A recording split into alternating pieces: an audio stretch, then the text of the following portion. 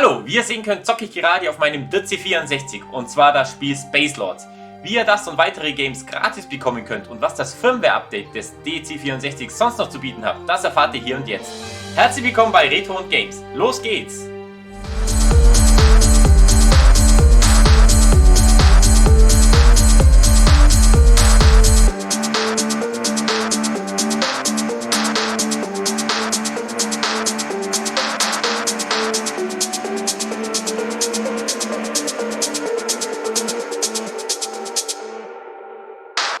Nun, ich habe mir seinerzeit den DIRT C64 gekauft, also den in Originalgröße, auch Maxi genannt. An diesem werde ich das Ganze jetzt durchführen, aber ob Maxi oder Mini spielt gar keine Rolle, denn die Spiele sind für beide Geräte umsonst zu haben. Alles, was ihr dafür braucht, ist ein USB-Stick, eine PC und natürlich DIRT C64, Mini oder Maxi. Die DIRT C64 Hersteller haben inzwischen mehrere Updates herausgebracht und bei ein paar waren neue Spiele mit dabei. Wenn ihr also noch kein Update durchgeführt habt, dann stehen euch bald einige neue Games zur Verfügung. Jetzt an Weihnachten kam das letzte Update raus mit ein paar neuen Features und eben dem neuen Spiel Spacelords. So, wie führt ihr das Update jetzt durch? Als erstes schaltet ihr schon mal den DIRT C64 ein und natürlich auch euren PC. Auf jeden Fall müsst ihr sicher sein, dass euer USB-Stick mit FAT32 formatiert ist. Zur Sicherheit zeige ich euch das jetzt hier an meinem PC. Je nach Betriebssystem und genutzten Anwendungen sieht das Ganze etwas anders aus, der Weg ist aber immer identisch. Erstmal den USB-Stick einstecken. Ich mache das hier exemplarisch an meinem Windows-Rechner. Als allererstes müsst ihr natürlich den Dateibrowser öffnen und dann das richtige Laufwerk heraussuchen. Bei mir ist das der Buchstabe D. Bevor ihr formatiert, müsst ihr aber unbedingt die Daten sichern. Danach ist der Stick nämlich absolut leer. Mit einem Rechtsklick auf das Laufwerk selbst könnt ihr dann das Kontextmenü öffnen und dort Formatieren auswählen. Jetzt poppt ein Fenster auf, in dem ihr einfach nur FAT32 auswählt und dann die Formatierung startet. Sollte FAT32 nicht zur Auswahl stehen, dann ist vermutlich euer Stick zu groß. Microsoft unterstützt FAT32 nur bis maximal 32 GB. Nehmt einfach einen kleineren Stick. Alternativ gibt es im Internet Tools, die das auch mit größeren erledigen können. Wenn ihr dann nochmal auf das Laufwerk klickt, dann seht ihr, dass jetzt wirklich nichts mehr auf dem Stick gespeichert ist und damit ist er auf FAT32 formatiert. Habt ihr das soweit gemacht, dann folgt ihr dem Link, den ich hier unten in den Beschreibungen hinterlegt habe. Das sieht dann so aus. Hier gibt es die Datei dirtc64-1-6-1.bin und einen Download-Button dazu, beziehungsweise einen Text. Darauf klickt ihr dann und schon wird die Datei heruntergeladen. Beziehungsweise etwas dauert es noch, da es erstmal die Verbindung zu einem Google Drive herstellen muss. Die Hersteller haben die Datei dort hinterlegt, vielleicht aus Kostengründen. Das dauert ein bisschen, aber dann könnt ihr irgendwann mal Download auswählen und ja, drückt ihr dann da drauf, erscheint das übliche Download-Fenster wie immer und klar, da muss man auch nochmal mit OK bestätigen. Dann läuft der Download und ich gehe schon mal wieder zurück zum Explorer. Dort sucht ihr euer Download-Verzeichnis, in dem sich jetzt die Datei mit dem Namen dirtc64-1-6-1.bin befinden muss. Nun diese Datei dann ganz einfach auf den USB-Stick kopieren. Das war's auch schon. Ich prüfe jetzt nochmals, ob die Datei ja wirklich auf dem Stick ist, also ich gehe nochmal auf das Laufwerk. Danach werfe ich den Stick mal ganz offiziell aus, sicher ist sicher.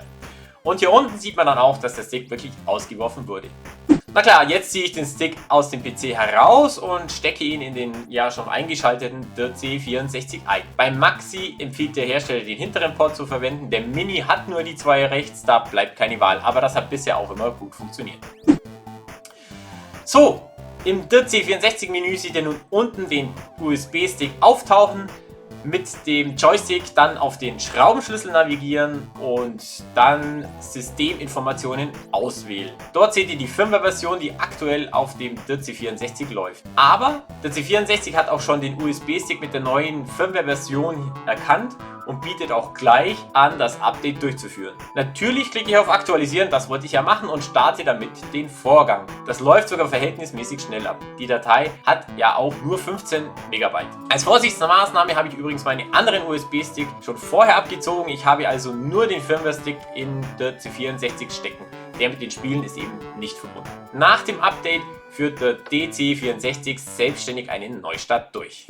So, jetzt ist das Update durch und ich schaue mir nochmal die aktuelle Firmware-Version an. Da sollte jetzt natürlich Version 1.6.1 angezeigt werden. Also wieder Schraubenschlüssel wählen und dann Systeminformationen und tatsächlich steht da jetzt auch diese Version. Wunderbar. Der C64 kann auch im klassischen Modus gestartet werden, also ohne Karussell. Dann muss der Menüknopf des Joysticks gedrückt werden.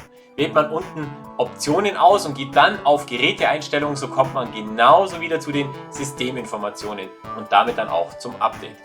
Wie ihr seht, habe ich hier noch kein Update durchgeführt und es steckt auch kein USB-Stick drin mit einer aktuellen Firmware, daher wird mir auch keine Aktualisierung angeboten.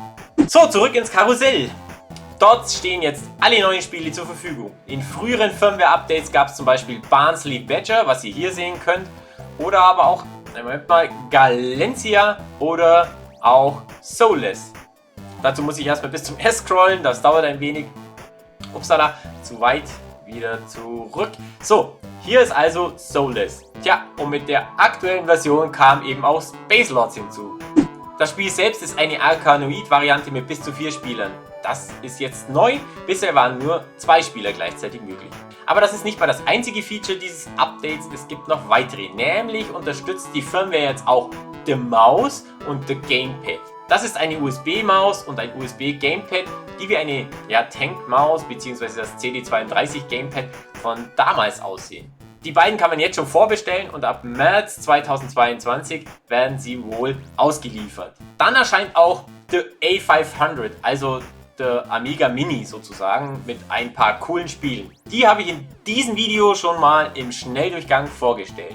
Der Hersteller ist natürlich wieder der gleiche wie vom der C64 und der Joystick. Zurück zum Update.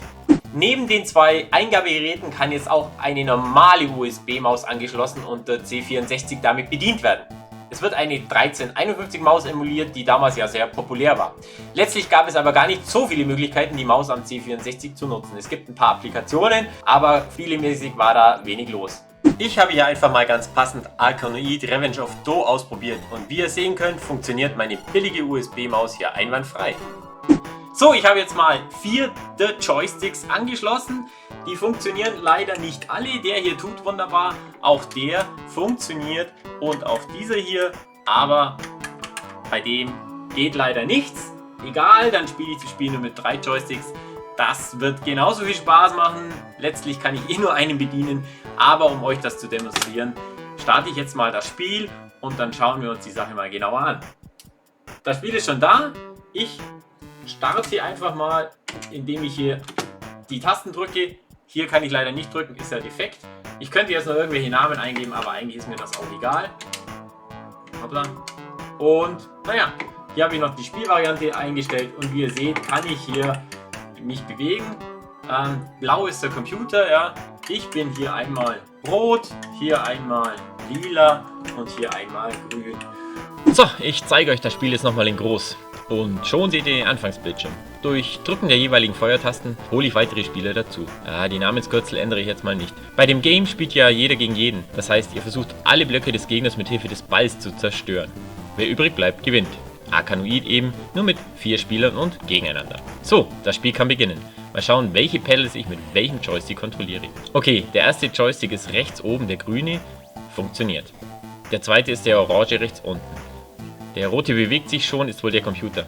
Yep, der blaue links unten ist der dritte Joystick. Gut, ich habe jetzt blau und orange in meinen Händen und spiele ein wenig. Aber mit der linken Hand kann ich das leider nicht wirklich. Eigentlich müsste ich jetzt auch noch ständig umgreifen, damit der grüne auch eine Chance hat. Aber egal, allein macht das natürlich irgendwie überhaupt keinen Sinn. Und deshalb beende ich das hier jetzt auch wieder. Jedenfalls konntet ihr das neue Spiel mal in Aktion sehen und auch seine Mehrspielerfunktion. Kommen wir nun zum Fazit. Ich finde das Update recht cool. Die Mausunterstützung ist ganz witzig. Aber ein Game zu 4 zu zocken, darauf habe ich jetzt echt Bock. Ich muss nur noch passende Spiele finden. Leider sind diese 4-Spieler-Games beim C64 recht rar gesät. Wie ihr aber an solche Spiele kommt oder überhaupt an so ziemlich jedes C64-Game, zeige ich euch in einem der nächsten Videos. Aktiviert die Glocke, damit ihr das nicht verpasst. Denn dann verpasst ihr auch nicht die neuesten Neuigkeiten vom The A500, also dem bald erscheinenden Amiga Mini. Wenn der nämlich hält, was da so versprochen wurde, dann rockt er die Retro-Szene mal so richtig. Aber dazu natürlich mehr hier in diesem Kanal. Dranbleiben lohnt sich. Ja, das war's auch schon wieder mit dem Firmware-Update und den neuen Spielen. Es ist einfach zu machen und hat durchaus so einige Vorteile. Ich kann es daher nur empfehlen. Schreibt mir in die Kommentare, was ihr von dem Update haltet oder ob es euch auch gelungen ist. Ich sage danke fürs Zusehen, schaut wieder rein, wenn es heißt Retro und Games. Ciao, bis bald!